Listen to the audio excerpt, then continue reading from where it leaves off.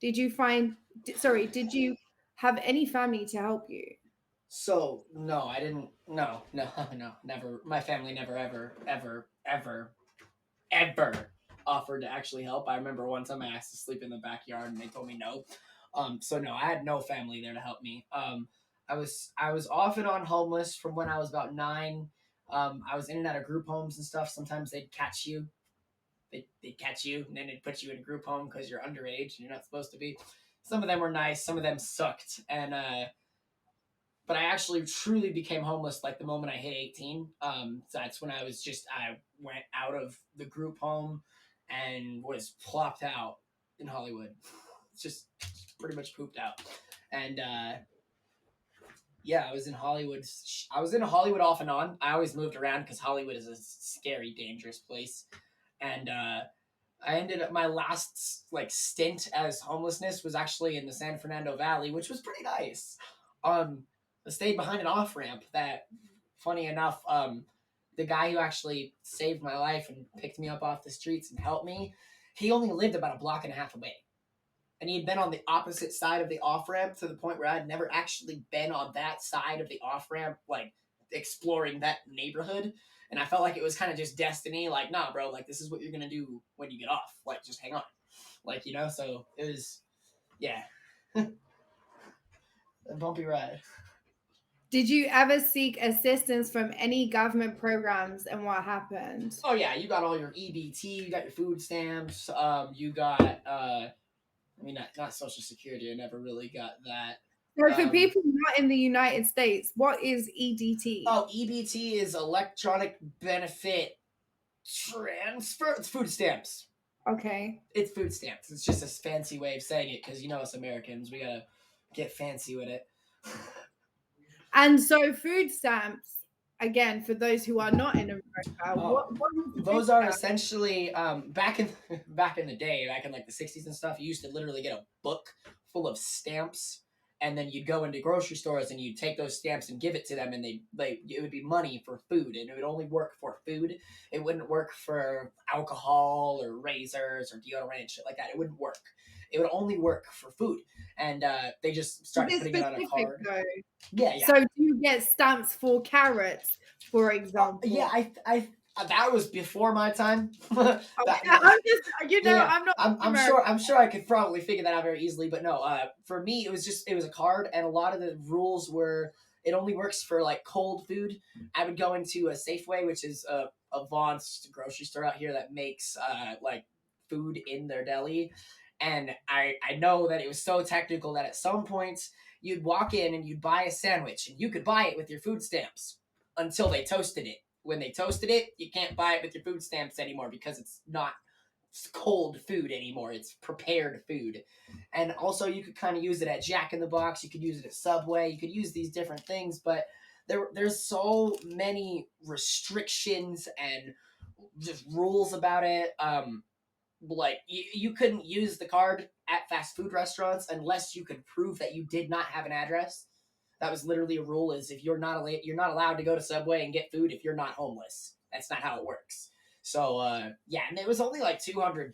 It would maybe last you a week, maybe two, and that's if you're smart enough to actually stock up on like bread, peanut butter, jelly, etc., etc. So do they give you 200 for a month? Is that Mm-hmm. the I think it was but 194. I think that was the literal number. It was 194 and some change. But yeah, okay. it's not a lot. It's not enough to actually do what you need to do. What misconceptions do you think people have about homeless, and what can we as a society do to alter those perceptions? Oh boy, we've talked about this before. So this is a sticky, sticky, sticky situation. I've broken a couple people's peace of mind by bringing this to their attention. But yeah, you can offer homeless people all the help you can. You can put all these government policies and these programs in place. You can do all this stuff. You can give them houses and money and shit. But it really boils down to some people. It's easier to be homeless than to actually be housed up a lot of the times. I mean, I'm talking about from one of the people that came from there. Like there are some times when I look back on those days, I don't know if fondly is the right word, but there was definitely a lack of responsibility. I wasn't necessarily held up to, I have to do this and I have to make this person feel this way and I have to make this happen and I have to get here to this point. It was none of that. It was sort of a realm of freedom. And I feel like that's something that you can try as hard as you can fight, but people have to want to not be homeless anymore. If they don't want to not be homeless, you're not going to help them. You're only going to just what is the word? You're just going to empower them. You're just going to there's a word for it. You're just giving them the opportunity to fuck up. And then like they will abuse it. I remember last time we did this, Amy said if we had like all this stuff where you were allowed to do your drugs and it was provided to you and it was all allowed and blah blah blah. And I said, unfortunately, people would take advantage of you and they would wreck your program for everybody else because that's what happens. And I mean it's really fucked up. But like if you I just feel like a lot of people are like, oh, homeless people, they are stuck. But it's only about like 30% circumstantial stuck.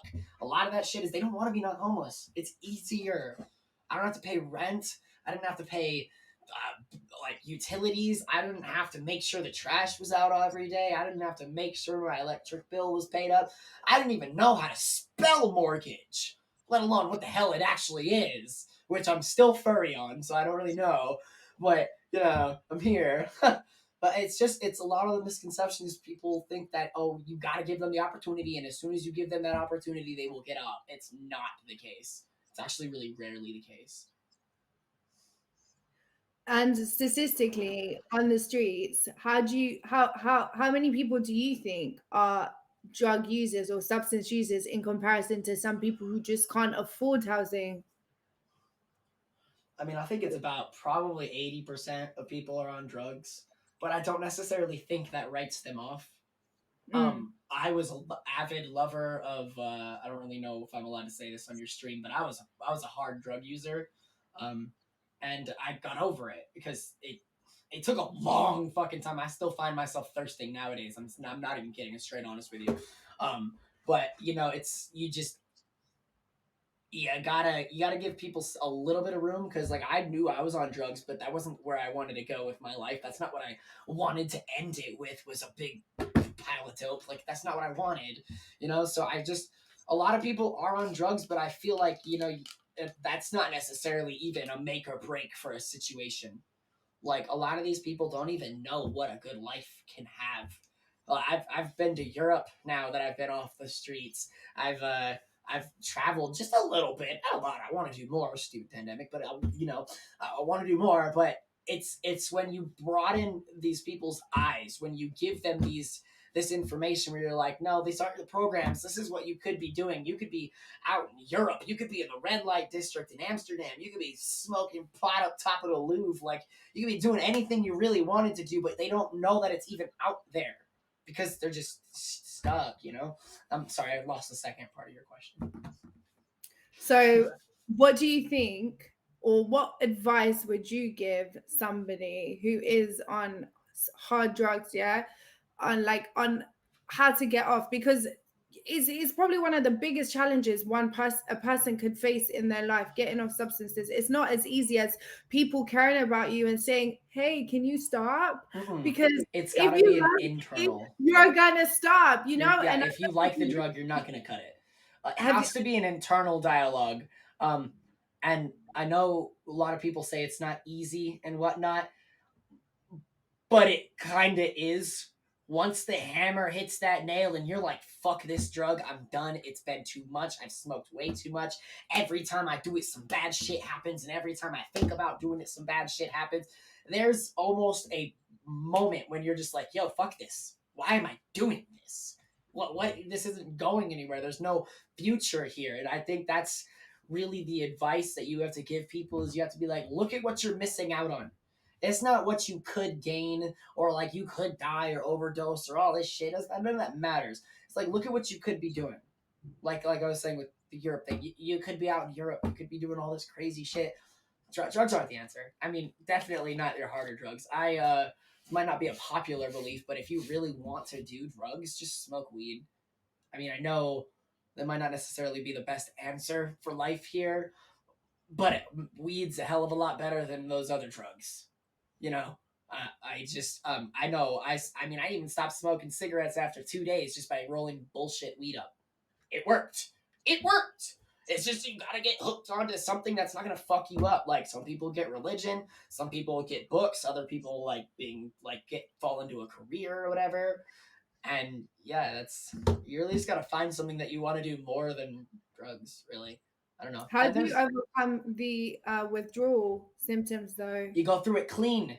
If you don't use any helping stuff to get come down off your drugs, you'll never want to do that shit again. I guarantee you. That's actually very educational I because came I down off of heroin cold. It took a week of misery and fucking hell, and I never want to do heroin again. I messed around with shooting meth twice. Complete honesty, first time was amazing. Come down, felt like I was being dragged through a train track pit of hell. It was just terrible, and that is the reason why I'll never do it. It's rarely ever the drug experience that'll get you to stop doing it. It's when you don't use anything to come down, you don't cheat on your come down, and you feel it. You feel all of it. And you're like, nope, I don't want to do this again. That's where you really get over it.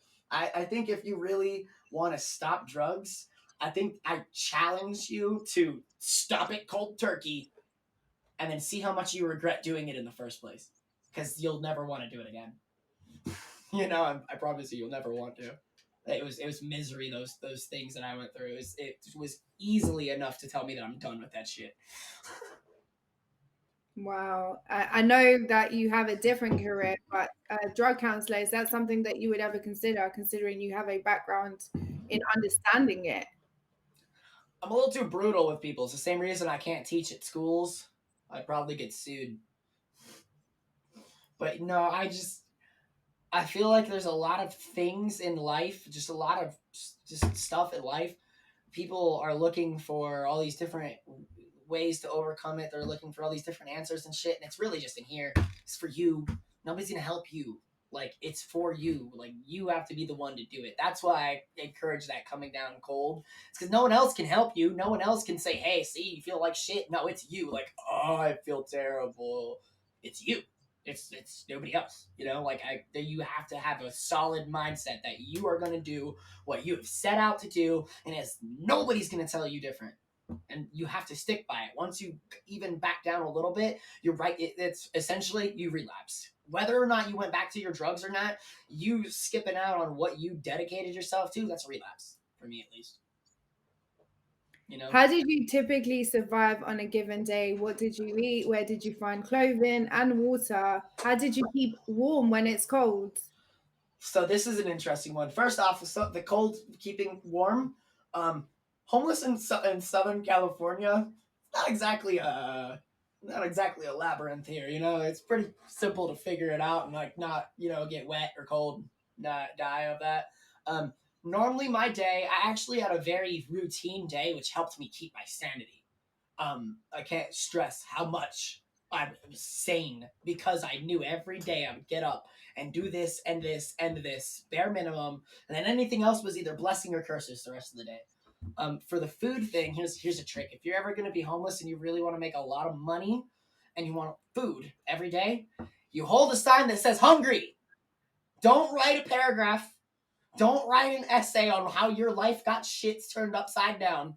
Nobody cares. They just want, what can I do to help you? Hungry. And then people will hand you food. They'll hand you water.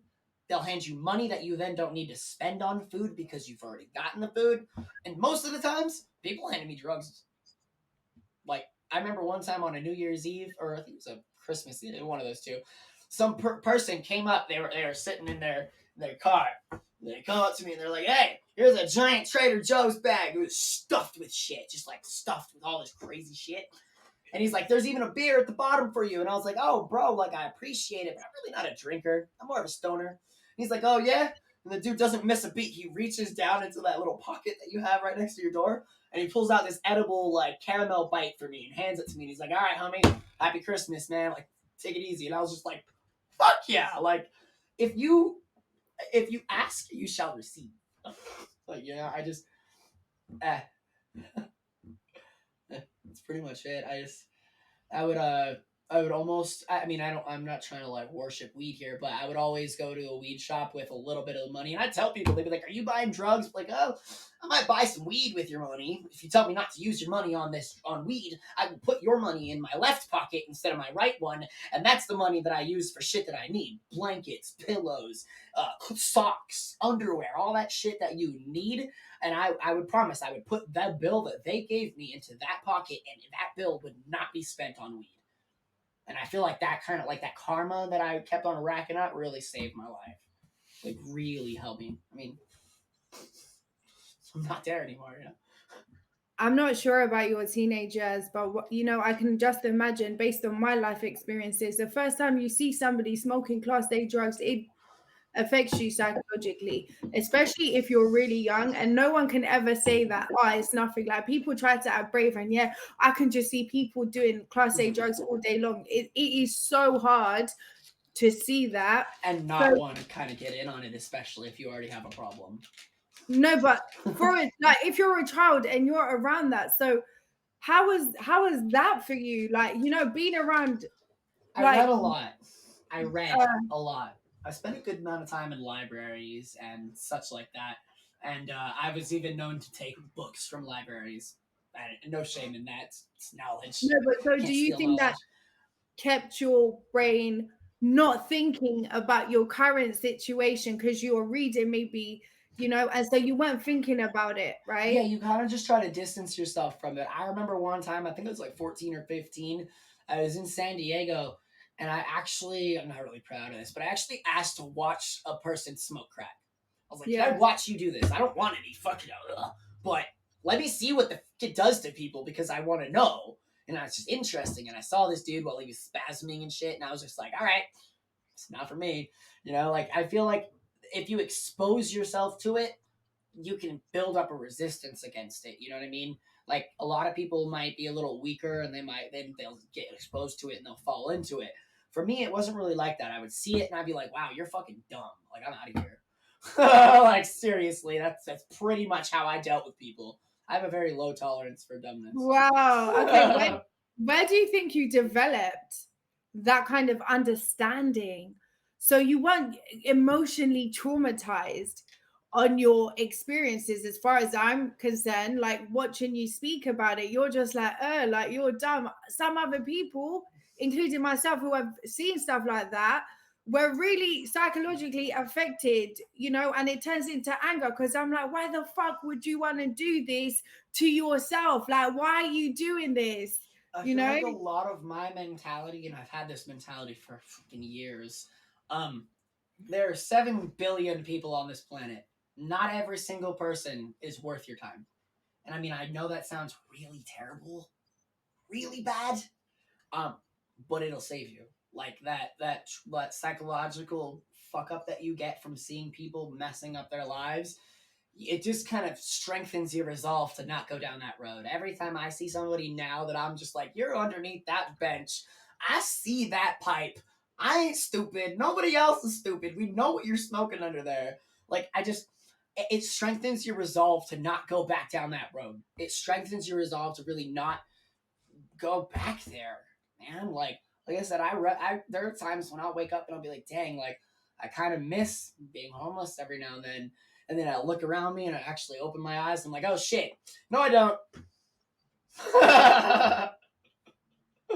Where do you think you developed that drive and ambition that you have to get yourself at such a young age off the streets, that you were like, nah, this is not for me, and I'm going to do whatever the fuck it takes to get myself out of this situation? I think I just hadn't given up yet. Stubbornness. I don't know.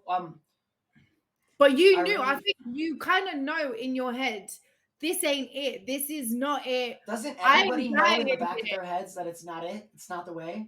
Doesn't everyone know? Like in the back of their heads, there's always a small mind. I don't care how much you've done. I There's don't always a know. small voice that's like this is wrong. And I feel like I listen to that voice way more often than I didn't. And like instincts, like I know you're talking about survival, that's definitely part of it. Instinct, no. Like I don't necessarily think I developed it necessarily as I honed it. I didn't really get it at any point. It was always with me. That's why I had I had issues as a kid because a lot of the times I was so independent, and then they'd throw me in these group homes and say you have to conform, and I was just like, fuck you, because this is honestly, it wasn't even a matter of me being rebellious. It was I just saw how inefficient people were.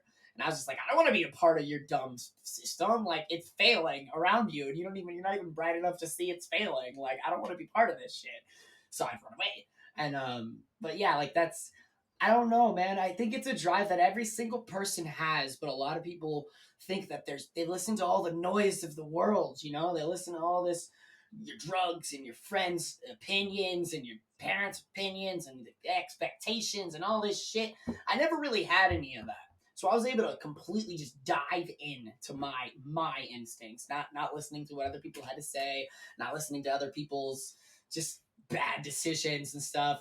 Yeah, it's I don't know. I think everyone has it. I don't necessarily. I actually really believe it's part of my stream that I do believe in. Everyone calls me special. I'm not special. I'm what a normal person should be. I'm not special. Okay, no, but the difference is that you did not accept your circumstances, and I'm not sure about the statistics, but more people would say, this is it. Okay, this is it. But you were like, nah, this ain't it. And that kind of differentiates you from another person, because they accept it. You mentioned earlier that they don't know the possibility that there is another way. What do you think gave you that understanding, like there is another option, although I don't know what it is and I don't know where I'm going, I know that it's not here? I can attribute a lot of that to the fact that I never really stayed in one place. I traveled up and down California, so I saw everything from San Francisco to San Diego, and then some more rednecky parts up above, and to the side, and so you get exposed, and I think that a lot of the people when they become homeless and stuff, they stick to where they're at and they just stay there. They don't change. They don't even if they see something wrong happening, they try to work around it. If I saw smoke, I'd ran the fuck away from that fire. I there were more times on the streets when I had rumors spread about me while I wasn't there than actual shit that I ever did. like I've been accused of stealing stuff that I've never seen from places that I've never been with people who have never even met each other. I'm serious. The shit that goes on out there is it's nuts, and people sit in it and they relish it and they get a kick out of it and they think it's how you live your life, and that's what happens. No, it's not. There's so many different things out there, Like I just I don't know, man. I feel like a lot of people are just so stuck in their ways. They're stubborn in all the wrong ways. I was stubbornly nice. I'm stubbornly like I'm a serial nice person. I can't help it. Damn it, I can't help it. I shoot myself in the foot all the time, and on the streets, that is a death sentence. To help people to the point where you cripple yourself, and then on top of it, they fuck you over. It's just what happens. And anytime I saw that happen, anytime I saw that some person was trying to be a shot caller when they're bald and fat and smoking meth, I didn't deal with it. No. I had so many problems because I was like, you're dumb and I'm not, and that's the bottom line of it. And I mean, I hate to keep using that word, but there's a certain point when someone stops becoming uneducated and then starts becoming straight stupid. Do you think that there's an addiction though? Like not only drug addiction, but when you're going through hardship, right? Mm-hmm. You begin to enjoy living through hardship. Like that adrenaline that you're in danger all the time, danger. You're excited by living in circumstances where you have to run for your life every single day. And you can't even not live like that because now you're calm. No one's cheating. It's like you'll go and put yourself into situations because you miss that. You think you're People tactical. are addicted to that thing, yeah. Getting out of shit, and that's really a dumb way of living, as you mentioned. But it's an addiction. See, the smarter way of doing that would be addicted to staying out of that shit. That's what I'm saying. It's not like addiction is not a. I have to say this with extreme caution. Okay, addiction is not a bad thing. Addiction to the wrong shit is bad. Okay? Addiction to weed, whatever. Like, so what? You smell like a fucking dispensary. Big fucking whoop. You're addicted to meth, you're stealing shit. You're fucking hurting people. You're doing bad things. Like, I don't know, man. Like, those people who are they get a thrill out of running for their lives and stuff. I never got a thrill out of that. It's fucking terrifying. Not to mention, it was annoying as hell because I had to get everything up. I had to uproot my entire life and move because some dumb fucking shit thought that I did something that I wasn't even fucking in town for. Like, what? You know, like, yeah, you're right. People are addicted, and it's not only just addicted to the trauma, it's also addicted to inflicting it. Like, there's actually one person on the streets, and I've never really admitted this out loud, but there's one person that I actually hate. And I hate this motherfucker so much that I wouldn't even run him over my car because my car doesn't deserve the dent that that fat ass would put on it, okay? This person was really bad. He would take every opportunity to tell rumors, and it seemed like he would specifically, like, target me, which is weird because I was only ever nice. And it made, actually, after a while, it makes sense because they target the people that are a threat to them, like the people who are nice, the people who are logical, the people who aren't fucking insane yet, like me. I would always give people stuff. I'd give people weed, and then I wouldn't give bad people weed because those are bad people. And then, of course, those bad people would flip on you and start all this shit because you didn't give them token. It's just a bunch of bullshit. It's all drama. People are addicted to that shit. And I was addicted to being out of that shit. I wanted to just be in my own place alone. I knew I was safe. I could do what I want. I wanted to be able to leave my stuff at my camp and go somewhere and not have to worry about coming back and it being razed to the ground. You know? Like, and also, there's another part of it that people don't realize. It's not only the homeless people you got to worry about, it's also the government. And I'm not talking about just police. I'm talking about Caltrans, people who clean up the freeways and the streets and stuff will come through, and the police will line you up against the wall while Caltrans throws every one of your possessions into a trash bag and hauls it off because you're not allowed to be sleeping on the side of a freeway. Like, I'm serious. Like, you're not just fighting people like on the streets. You're fighting everything. And if you can remove yourself from that to places where you're just safe and away from people, I've had Caltrans come up to me and be like, "Hey man, you're the only one here." I'm like, "Yeah, dude, look, there's no trash. I picked up all the cans. There's nothing here. Like, I really keep it safe and tidy. Do you guys maybe want to take my trash bag for me? Would that be okay?" And they're like, "Hell yeah, man, you take it easy. Thanks for doing our job for us." And then everyone else on the fucking freeway would be rolled up and they would have nothing left, and I would be the one with my shit because I kept my stuff nice. And you know, like, you gotta fight fire with not with fire, but like other methods, you know, niceness and shit. You got, I don't know. There's so many elements to this story. I can just get lost in so many tangents. Do you think traveling around and living around different cultures and, you know, different people definitely is a trait that you probably are happy about learning from the streets, you know? Blessed, Yeah. blessed, man. If I had not been able to experience those other peoples, I never would have had an open mind.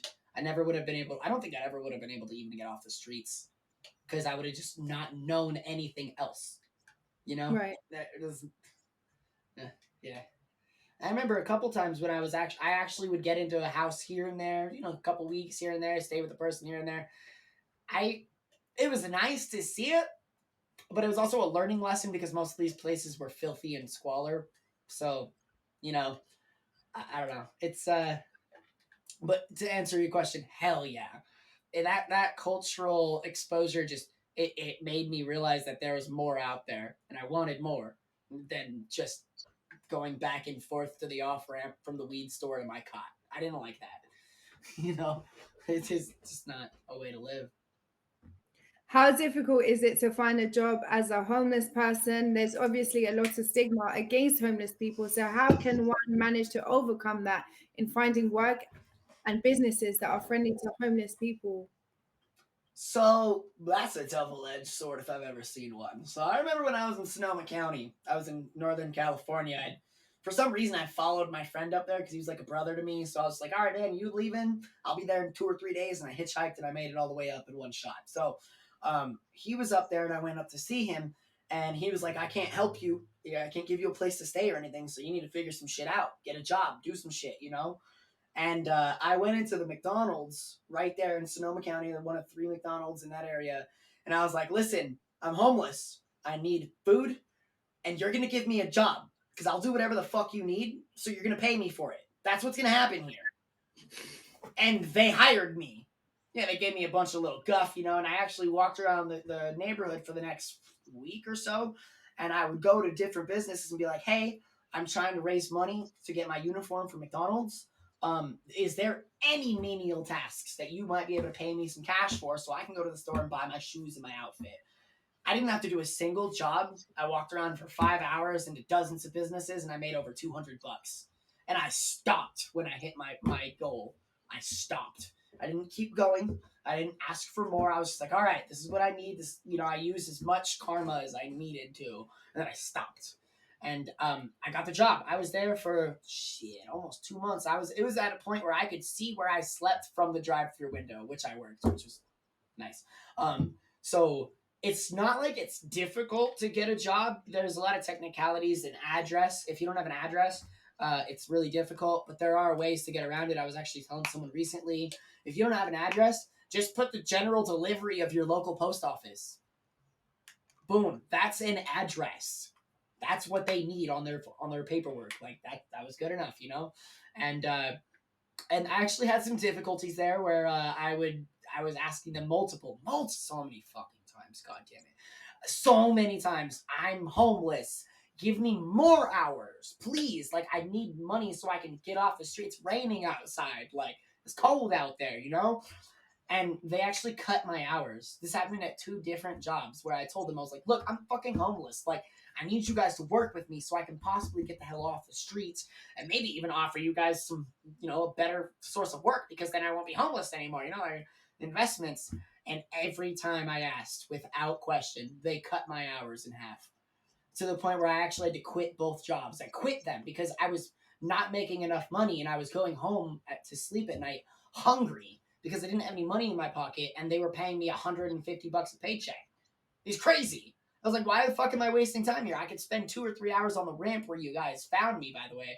They literally rolled up next to me at this other job. They rolled next to me on the off ramp. It was like, hey, so you want a job? I was like, fuck yeah. They were like, all right, here's my card. Come up here and get the job. I was like, hell yeah. So many times I have people be like, hey, get a job, you bum. And I'm like, oh, do you have one? And they're like, oh, and drive away. I'm like, what? You know, like, so it's kind of a double-edged sword where it's relatively easy to get it, but you have to be a little careful about who you tell that you're homeless. I thought that telling people I was homeless would actually help me, would be like, hey, there's this guy there's a charity case you've got here. This will make you look good. Help me. And it didn't. It fucked me over both times. So it's easy to get a job, but it's not easy to maintain it or make enough to actually make a difference. You know, kind of even dips back to what I said earlier, where it's actually kind of just easier to, you know, go on an off ramp and fly a sign. And it's the cold truth of it. Do you think that because you were young, you had the advantage when people would walk past you and think, oh, look at this cute kid, he's homeless, in comparison to maybe an older gentleman or lady that they might think, oh, they're old, they should know better? Well, first off, I gotta tell you, I'm in Southern California, so the old men population digging into the young guy population is a lot bigger out here, okay? So, I would get a lot of kind of guff where people, again, double-edged sword, where people be like, oh, it's so sad, like, let me help you, and then other people be like, oh, you're sad, go get a job. And then again, I would, of course, respond with, can I have one? And then, of course, respond with, fuck you, blah, blah, blah, and then drive off all mad. And I just sit there with my sign, just not even phased because I knew it would happen, you know? And so I got a couple of opportunities because I was younger. I definitely got a little bit more benefit of the doubt. But I also know that when you're an older person on the streets, when you're like an old lady, you make bank. I remember these 2 ladies, bruh. They used to take the fucking off ramp after I did, and these bitches would make fucking $300 or $400 in a matter of 20 fucking minutes. And I would be like, how? I'm out here all fucking day with a sign that says hungry, and I'm sitting here like, just trying to be hopeful. I know y'all aren't gonna stop. It's rainy as fuck.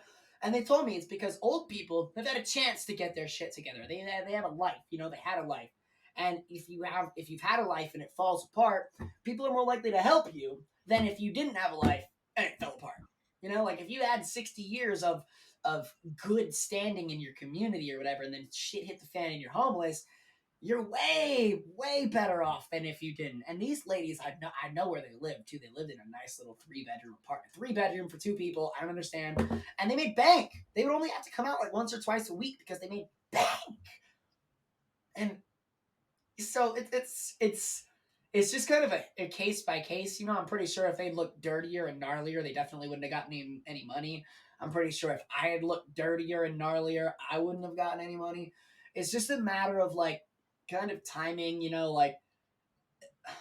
And also, I gotta say this: flying a sign on an off ramp, as much as people say that that's a job, like it's a bum. I mean, that it's a bum thing, and you're wasting and blah blah blah.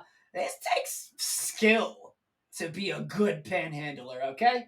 Because I never tried to lie to people, and if you don't want to lie to people while you're panhandling, shit is hard. Because you got to be like, yeah, well, like I could do this stuff, but like I'm here, and if there's not enough time, like, what I mean? You have to be honest with people, and I feel like that gave me a hell of a lot more than me trying to be like, oh, I won't spend your money on weed. No, I'll tell you, like, okay, that money's in this pocket's for weed, this money's not, like, blah blah blah. Like you really, it takes finesse. You got to smile properly. There's quite literally, I mastered a face where it's like, man, I gotta almost remember it. Like you'd literally kind of hopefully smile, and then you'd turn around and shrug your shoulders when you walked away when the light turned green, and people might give you money. That like there's a science to that shit. There is, like, it's a job. I was out there for like 8 hours a day, and I didn't make that much. Like, I mean, there were some days when I get lucky, I'd make a couple hundred. There are many other days when I would be hungry as fuck with cents in my pocket. I wouldn't make money. Like and also you have to move. Like you can't just sit at the same off ramp for 2 years and expect to make the same amount. It's not how it works. People see you, So I feel like there's a lot of technicalities and unique circumstances that arise. Like young, old, looks, cleanliness, what your sign says, the way you actually like walk on an off ramp when you're panhandling. It's all different.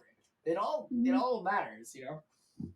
Yeah, I know in Europe, for example, like there is Eastern European communities who go to London to beg for money and then like make 200K a year from begging, 300K, and live in like mansions back in their countries. See, There's that sounds like awesome. I wish I had enough like background assets essentially to get into a house with the money I made.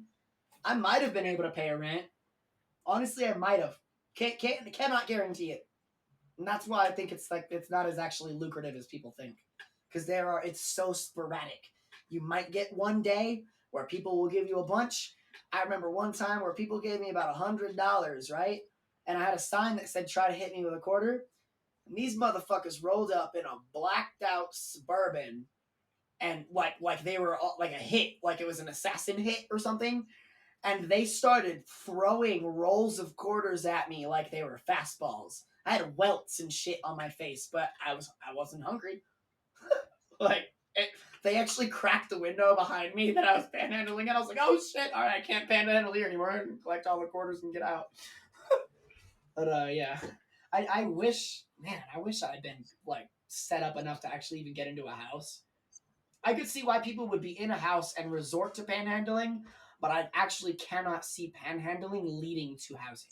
I just can't. I'm sorry. Day-to-day expenses are just too random, and sometimes you get food, sometimes you don't. Sometimes you need to spend money on food. Sometimes, like I honestly, weed was one of my needs on the streets. I ain't gonna lie, because it was either that or darker things. And so weed was something that I daily made a track to the weed shop, and I'd often have to go to different ones because they would be closed because I bought them out already. Like it was pretty funny how much the routine of just smoking pot helped me. Like that routine of keeping sane. Yeah. Were there any establishments that were more welcome to you and helped you, like a church or, religious facilities, or were they typically trying to remove you from their premises? Did you ever get kicked out of anywhere for being homeless? Oh yeah. You know how many times I've woken up being tapped by a boot? It's terrible. The only thing worse is waking up wet. Ugh, fucking hate that. Um, Repeat the question real quick. Sorry. You just answered the question. Like, I have quite a few stories. I guess one of the most inspirational ones are this. So I used to sleep outside of this chiropractic office. It was a little alcove, and I think there was like 4 ladies or something in there that would go in there, and they would, they're chiropractic ladies. They had a schedule, and I would stay there, and I would always sweep off their stoop when I left. No trace of me ever being there. And at about a week and a half after I was like staying there, the ladies started actually bringing me spaghetti. They started bringing me like Tupperwares full of warm spaghetti. So I would wake up in the morning and they'd be like, "Hi, good morning," and I'd be like, "Hi, good morning," and here's your spaghetti. I'm like, "Huh?"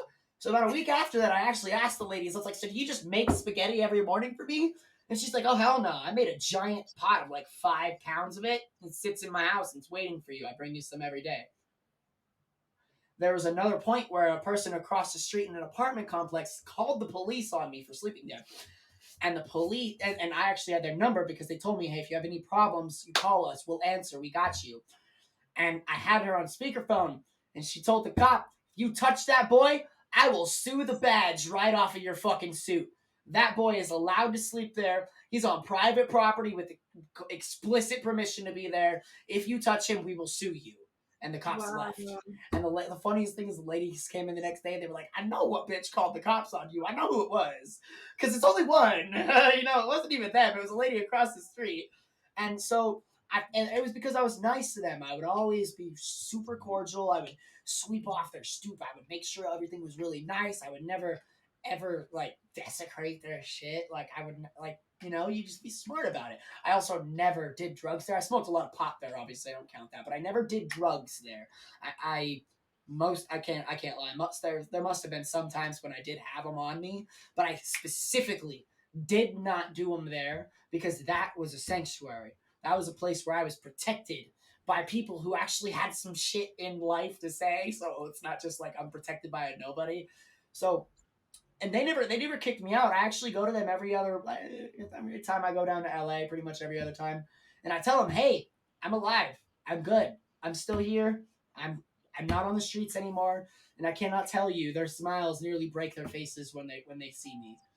They are so happy to have a success story that keeps coming back in to remind them of the good that they did for me and how it didn't go to waste. You know? Mm-hmm. So stuff like that is that touches my heart. That makes me know there are good people out there. Again, there are many people.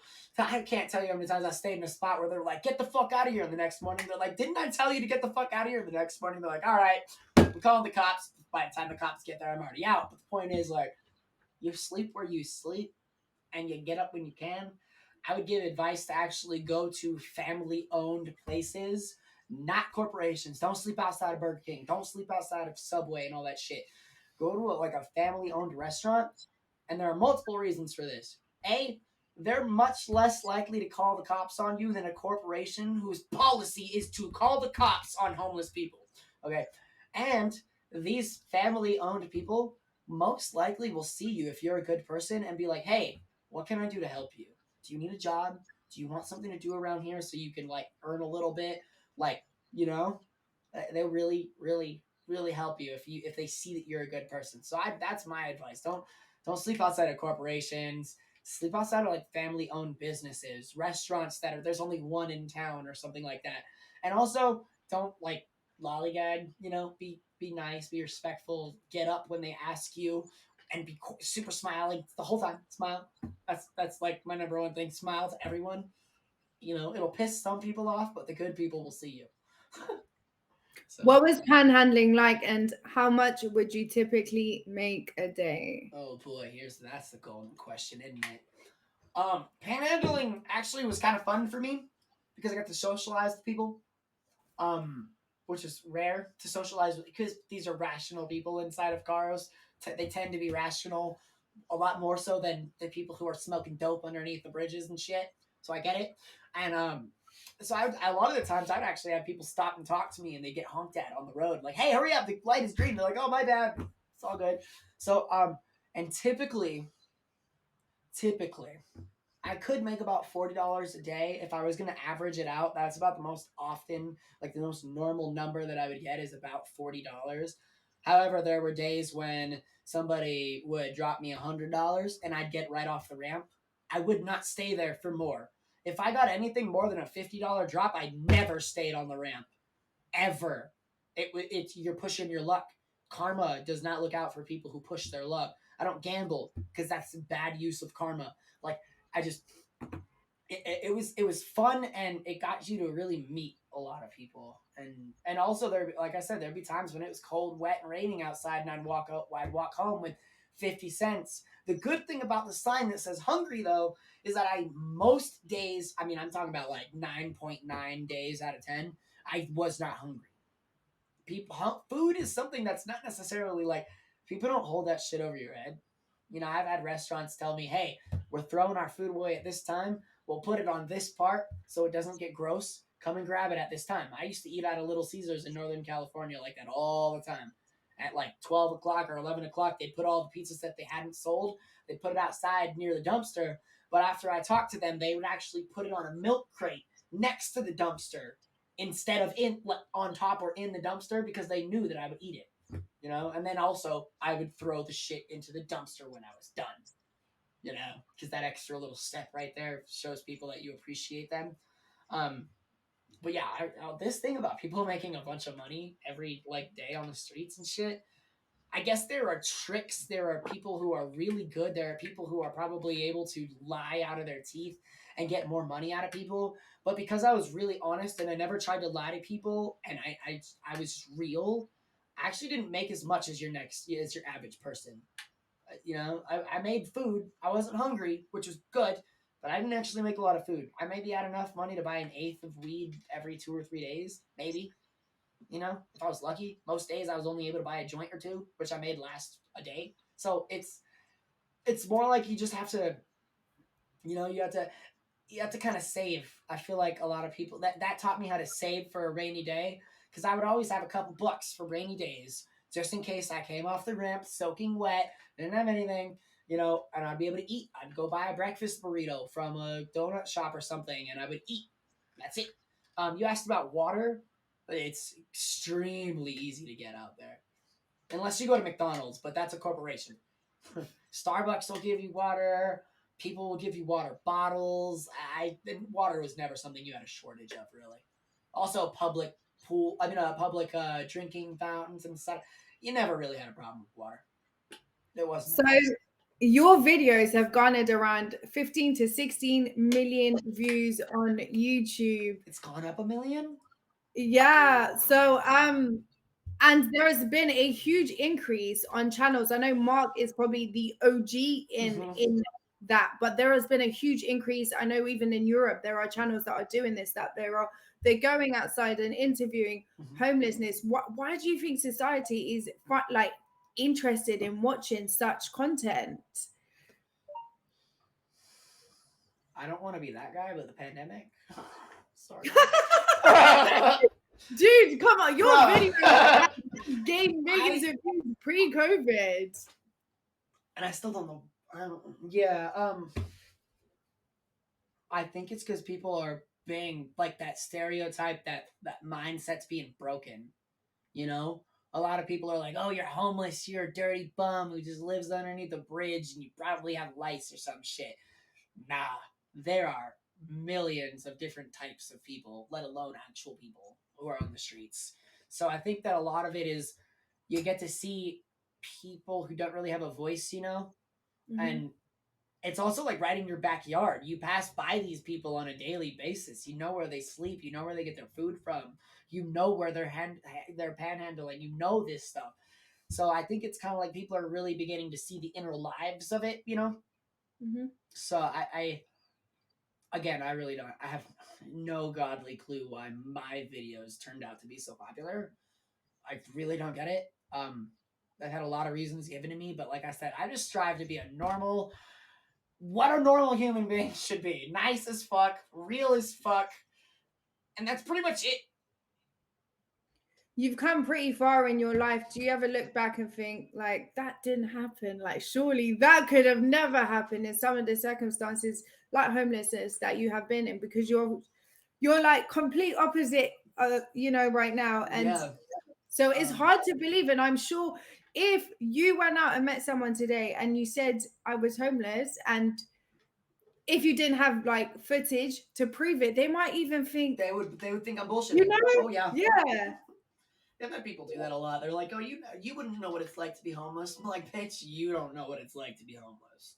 Like, I often I find myself using my time as being homeless as sort of a bolster to be nice. Now, I manage a couple of properties, and there are times when people will be struggling with circumstances. There's this one lady who she's in like Las Vegas or some shit, and she can't pay her rent, and she's facing homelessness, and her mom just died. There's a whole list of shit that she's going through, okay?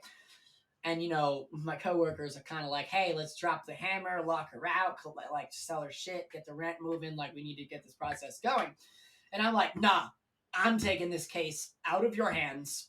I'm doing it. And so I called this lady up and I was like, listen, you don't know me. I don't expect you to. Go and look up this video right here. And now you'll learn who exactly is batting for you. So now that you know that, work with me. And I've had a couple people who did and a couple people who didn't. I'm actually dealing with that situation right now where she didn't respond to me. So I'm having to make this, it's a soul crushing decision. I like, I don't want to do it. Like, I'm almost crying right now, but business is business, and I've been trying for 3 or 4 months to get her shit. Like, I've cut fees down. I do so much because I know what it's like to be in that difficult situation, And I think that really is just, it's so special to have as a landlord. Like, before I got this property, Gary and I were managing an apartment building, and these people were shocked at the way I would handle things because I was there. I know what it's like to be homeless. So you can't pay your rent this month. I tell you what, you go power wash the outside of the building, and we'll knock off a couple hundred. If you could do this thing for me real quick, I'll knock off another couple hundred. You've got a kid, bruh. Take the $100 or $200 off your rent and go buy your kids something nice for Christmas. I know what it's like. Like, I'm that person. I only want to be nice to people, which makes it a little difficult to be a landlord, but it also makes you feel good when you actually do get to help people. You get to really show them that you came from the gutter, literally, and now you're helping them. That goes a long, long way. The most important question, and probably the question that people are all wondering, how did you manage to finally get out of homelessness? Fuck. There's a song about it, but I don't really remember the words. But essentially, there's a lot of luck, but I don't want to necessarily credit it all to luck, because I know damn well that if I hadn't been a good person, luck never would have looked out for me. I believe karma looked out for me. I'm not really religious necessarily. I don't really, it's not my thing, but I do strongly, oh my God, so passionately believe in karma. I mean, look at what she did for me. There are people who will screw me over now, and I'll find out they're in the hospital 2 days later, and I had nothing to do with it. Karma is a powerful, powerful fucking force, and if you really take care of her, she takes care of you. When I was homeless, I would give people my food. I would give them my last money. I'd give them no, I would never give my last nug. I would give my second to last nug. That's because I was smart enough to keep some in my back pocket. And but I would give people all my shit. Like, you need a blanket, man? I'll be cold tonight. I'll just snuggle up in my jacket tonight, and you can have a blanket. Here you go. There was this couple who didn't have a place to stay, and I made my encampment twice as large, and I actually gave them a separation in it so that this couple would have essentially their own apartment inside of my camp. I would just be nice to people, and I feel like, I right place, right time, making the right decisions, and not fucking people over. But karma, like, if you do good, that good shit will come around. It will come around. It will. Like, there's no denying it. You might not even be able to see it or recognize how it's coming around or see what she's doing for you, but she's working. She's working for you. And I sincerely do not believe that I would have gotten off the streets if I hadn't been a nice person. When I was in Sonoma County, right before I got off the streets, I had a similar situation where a man offered to take me in and help me and do all this stuff. And I was smoking meth back in those days, so it definitely was not a good idea. and I robbed the guy. Kind of like he left his wallet out, and I took a couple $100 out of it, and I got sent to jail for it. And I highly believe that right there, and I sat in jail. I didn't contest it at all. I was just like, you know what? I fucking did this. I deserve it. I'm gonna sit here. I'm gonna take my judgment and my punishment, and that's what's gonna happen because I've earned it, right? And I come out and I get extradited back to Los Angeles, which, by the way, don't even get me started on that fucking bus ride. It was miserable. Oh my! I hate buses because of that fucking ride. I will never ride a bus again. Um, and so they got me back here to LA, and I had already met Gary, the man who saved me. A couple years earlier, he'd given me like a dinner and stuff. He'd like let me take a shower in his place and stuff. Bought me a little bit of weed, and I already met him. So, and he was actually asking me then if I was ready to get my shit together and if I was ready to kind of put that street life to the curb. And I said no, I wasn't. And then of course I went up to Northern California, got in trouble, and I came back down and I was under all these this restrictions. I was on probation. I was on all this shit, And I show up at his door and I'm like, "Hey, Gary, I'm out of options, and I really would I need somewhere. I need help." And he asked me, he's like, "Are you really ready to get your shit together? Like, are you actually ready to give it up?" And I was like, "Yeah, I'm down." And he was like, "Nah, are you ready? Like, are you really, really, really ready to get your shit together and be like a good fucking person?" And I was like, "Hell yeah!" And I remember it was only a little, it was a little fluke, but I was still kind of into meth those days. And one time I kind of brought some back, and he like was driving me down in Glendale. He's like, "All right, homie, you need to fucking choose that rock or a life." And he looked at me. He's like, "A rock or a life?" And he looked at the thing, and he looked back over at me to see my giant thing of dope bouncing on the floor outside of the car. I literally threw it out of the car and it bounced on the hood of another car. And I was like, "No, I'm done." He's like, "What? Are you sure you don't want to get back and get that? That was like $100. I was like, "Fuck that. It ain't worth it. Let's go. I need to live life. It ain't worth it. I'm not doing it. If it's going to compromise me actually getting off the streets, it's not fucking worth it. It's not going to happen." So karma, back to your question, karma. If I hadn't went through all those situations, if I hadn't went through those circumstances, if I hadn't robbed that guy who was already trying to help me and did my time for it and learned a lesson and actually evened out the scales of karma, I feel like if I hadn't done that, karma would have been off balance for me and I would have been really bad. But because I did that, I got offered enough. The universe looked out for me. And I know it's kind of hard to really believe in that and stuff, but it's there. Like, it's true. You're looking at it right now. Like, I didn't do anything crazy special. I didn't like work my dick off for 7 months saving up places, living in the gut. No, I got offered a chance to change my life and I grabbed that bitch by the horns. Like that's what you got to do. Like it's that decision, that moment where you're like, where you really just agree with yourself that you're done. You're done. No more. No more. It's time to move on. Does your past ever bring you down? Uh, Bring me down. As in PTSD. So when you might Oh have. yeah. Oh hell yeah. Are you shitting me? Oh yeah. I got issues all over the place. There's times when this is kind of a little known secret about me, but I actually kind of rarely sleep.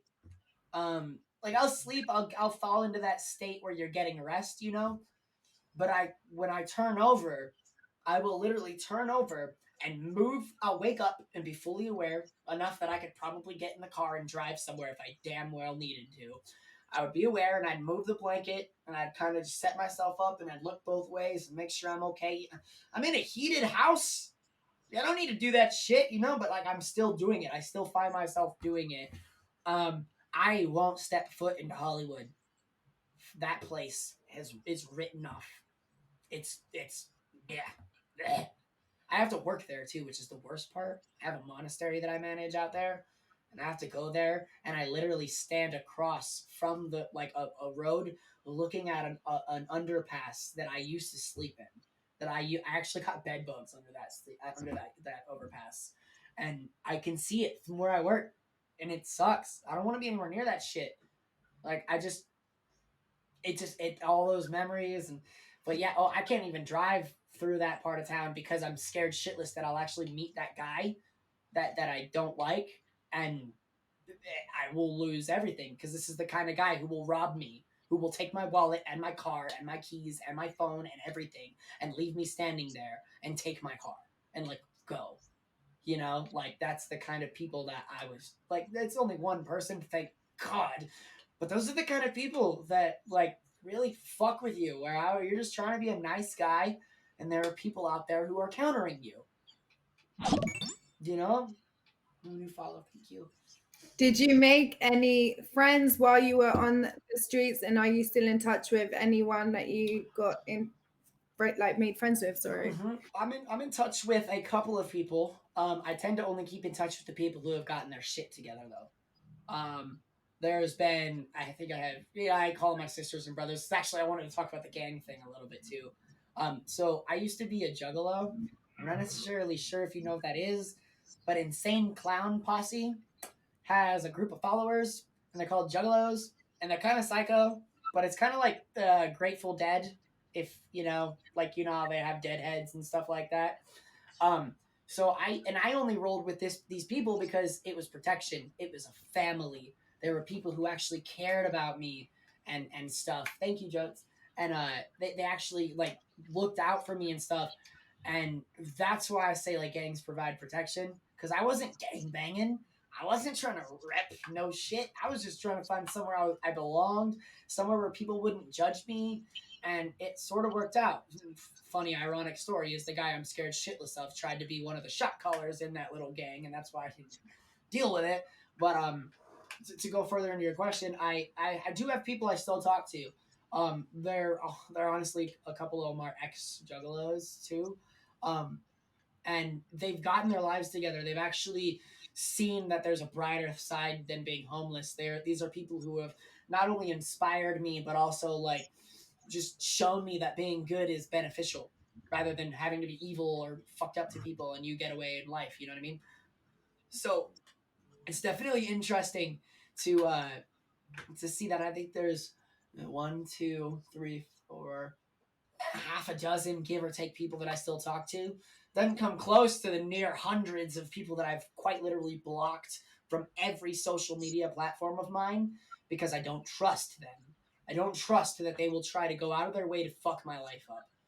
You just, they have nothing better to do, you know? And then there are other people who you want to be there for. You want to be like, hey, if you need a shower, if you need a place, blah, blah, blah, I'm here. But you can't trust them because they're not ready. They're not there. You know, they'll come in your house and steal your shit. Like it, and it's I don't want to be the guy who just judges people off the bat, but they're also people I know. I know these people. I know that what they'll do, what they're capable of. So I have a couple people. They're kind of all over the country. But yeah, they've got their shit together. They have houses. They have lives. They have some. Many of them have kids. Um, they have jobs. They have purposes in life, and that's really what makes me want to keep in contact. Is they have purposes. They have something they're doing. You know, I'm not just there to be a life buoy for them when they need it. Like I'm there because I'm their friend. So yeah, there are a couple people I talk to, but it doesn't come close to the amount of people I've blocked.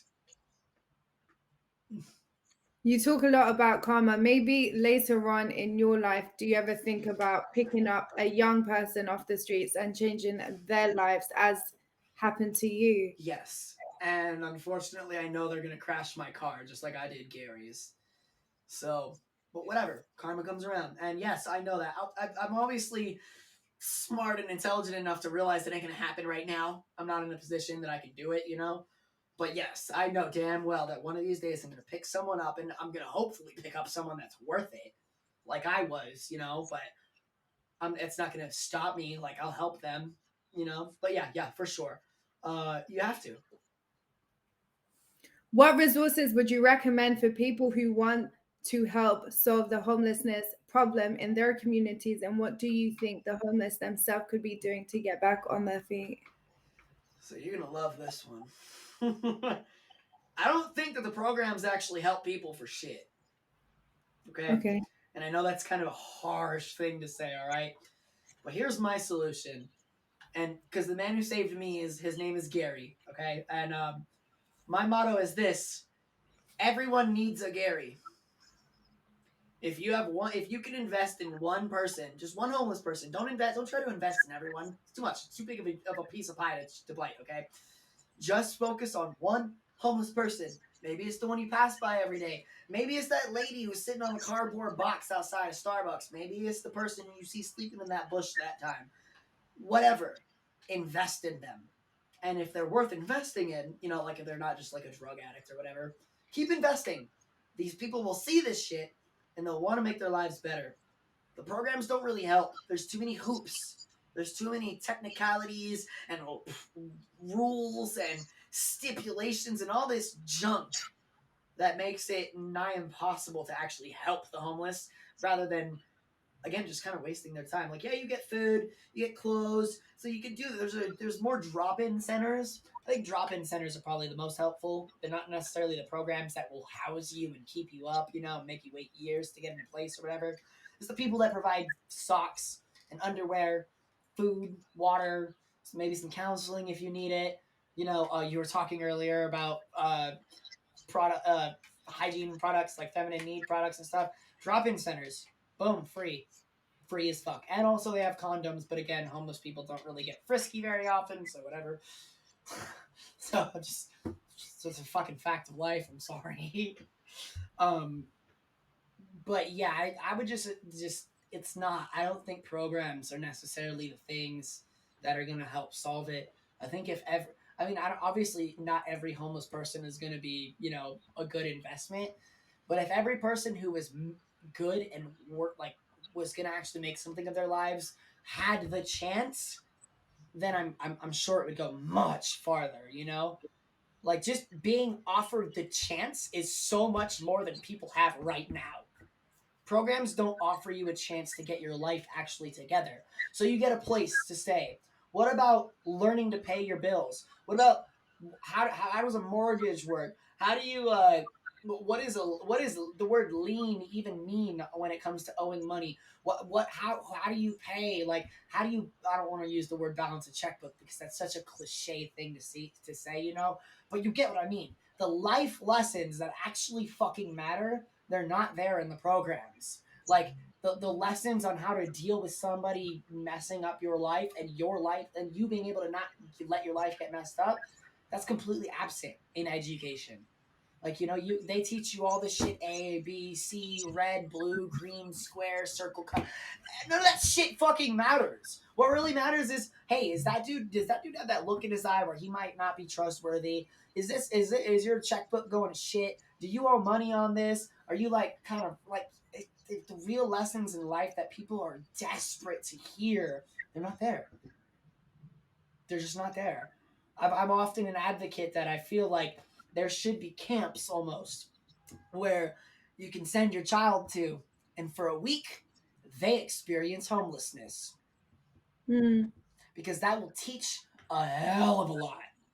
A Mm-hmm. hell of a lot. Just a matter of the mindset that you have to be when you have nobody helping you, have nobody feeding you, nobody giving you electricity or water. You don't know where you're gonna shower. All that stuff is such price. It's just priceless. Mm-hmm. I don't know. Feel like it would benefit a lot. Um, and again, the homeless people that do want to actually fix their lives will come through. They will. I did.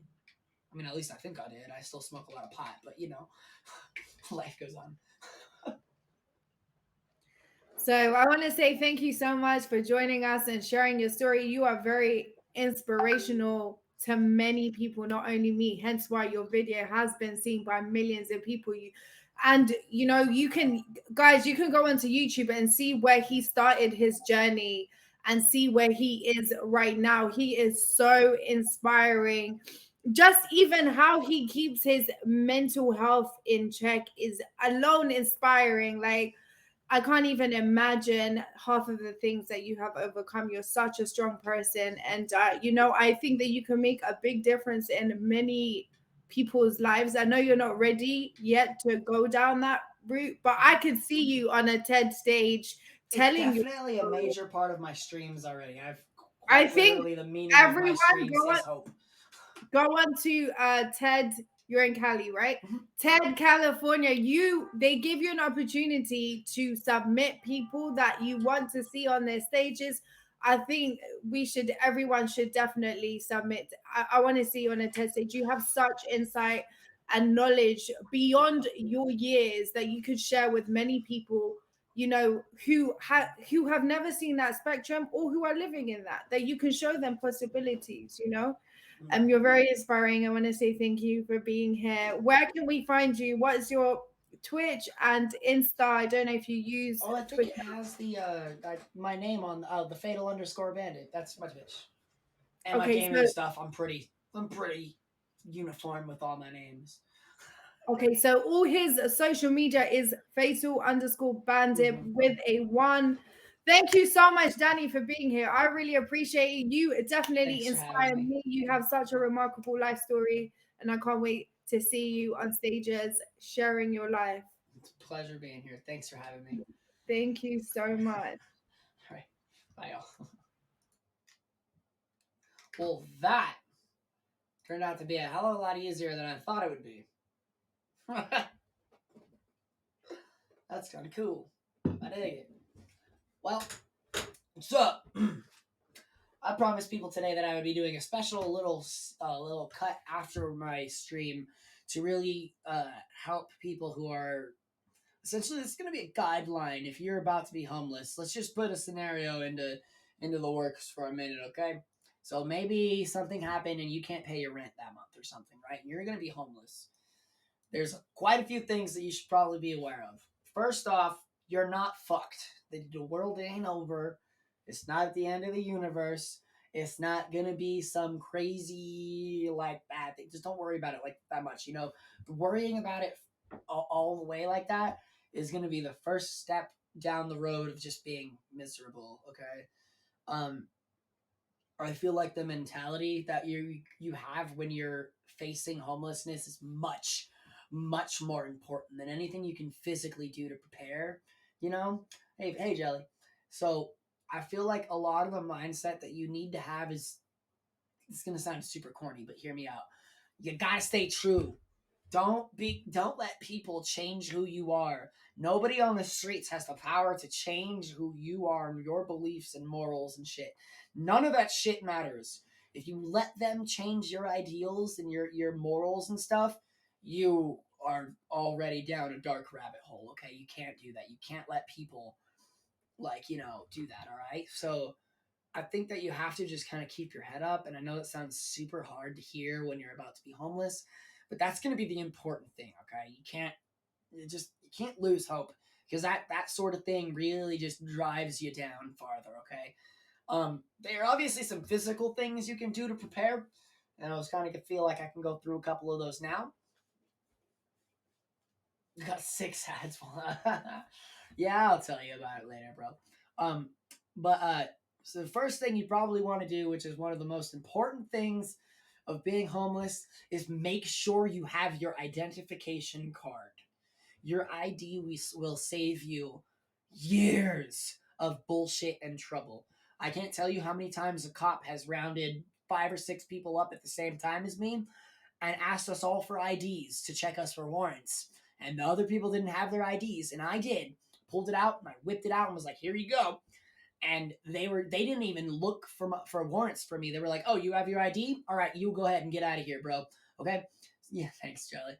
Um, so a lot of the times they will look at you not having an ID as if you're almost hiding from something, or as that's just it'll send alarm bells in their mind. Okay, trust me, it's really bad if they don't see an ID. Um, the other thing is there's an issue a lot of the times with addresses where you're not allowed to like do certain things without an address. Maybe you can't even get your replacement identification card because you don't have an address. There's a very simple fix to that. A lot of the times on any real government a document, any application, anything like that, you can put your address as general delivery and then the address of the nearest post office to you, okay? And this is where the ID thing comes in clutch and why you have to have an ID when you're homeless. Because if you have an ID, you can pick up any package at all whatsoever from a post office, general delivery ever. So if they send your paycheck there, if they send bills there, if they send anything to that thing, you'll be able to go in there and be like, boom, here's my ID. Can I have my documents? And you'll be able to keep your life on track, okay? Don't let your life get backed up. Don't get, backed up on your paperwork and shit, because that will just fuck you in the long end. I'm begging you guys, don't lose your IDs, okay? Keep your ID set. Depending on how long it's going to take for your ID to expire, I would almost encourage you to renew your ID as quickly as possible before your actual, eviction date or whenever you're going to hit the streets, because that gives you the maximum amount of time with that identification card to do shit, okay? So that's my advice. The ID and the general delivery at the post office, on top of also keeping your mentality straight, guys. I know it seems dark, all right? If you find the happiness in the little tiny things, it won't be so dark, right? If you can look at a bird chirping in the morning and be happy with it, that's great. If you can look at a book every day, or like a painting or a picture or something every day, and find the beauty in it, that's great. Dude, if you find a drop of water on a leaf, that's inspirational as hell. Like, I mean, you have to start looking at the little tiny things in life for happiness. Otherwise, being homeless will destroy you.